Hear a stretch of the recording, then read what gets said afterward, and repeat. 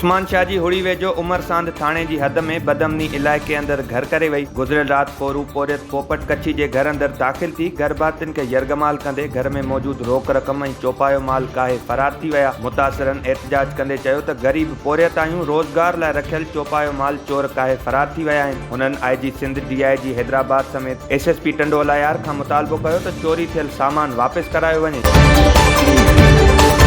New Saidabad लॻकोड़ो diary में घरू अणबरत तां भाइरनि में झेड़ो थी पियो। झेड़े में लठियूं ऐं सुरोटा लॻण सबबि हिकु ॼणो ज़ख़्मी थी पियो। सैफल डायरी ऐं आसिफ डायरी जो पंहिंजनि भाइरनि सां झेड़ो थियो, जंहिं में धक लॻण सबबि सैफल डायरी ज़ख़्मी थी पियो। वारसनि पारां ज़ख़्मी खे तिबी इमदाद लाइ मक़ामी अस्पताल मुंतक़िल कयो वियो आहे। ॿिए पासे न्यू सईदाबाद जे नूराबाद वारे इलाइक़े जे रहवासी नौजवान गोपी बागड़ी खे नांग कखे विधो। नौजवान खे ॻणती जोगी हालत में न्यू सईदाबाद अस्पताल आंदो वियो।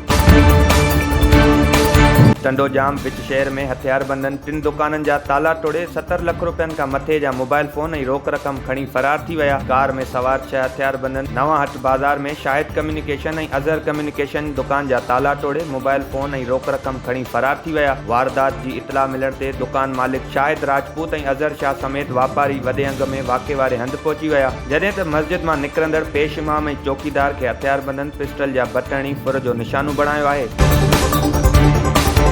डोकरी जे मरकज़ी बाज़ार में हथियारबंदनि सोनारे अजीत कुमार जे दुकान मां 15 तोला सोन ऐं 8 लख रुपया रोक रक़म फुर करे फरार थी विया। मोटरसाइकिलुनि ते सवार 7 हथियारबंदनि दुकान में धाड़ो हयो। उन मौक़े ते मुतासिर अजीत कुमार चयो त मोटरसाइकिल ते सवार हथियारबंदनि 15 तोला सोन ऐं 8 लख रुपया रोक रक़म फुर करे फरार थी विया। वाक़िए जी इतला मक़ामी थाणे ते दाख़िल कराई आहे, जंहिं बाद पुलिस वाक़े वारे हंधि पहुची वाक़िए जी इतला वरिती। उन्हनि इख़्तियारियुनि खां मुतालबो कयो त फुर थियल सोन ऐं रोक रक़म वापसि कराई वञे।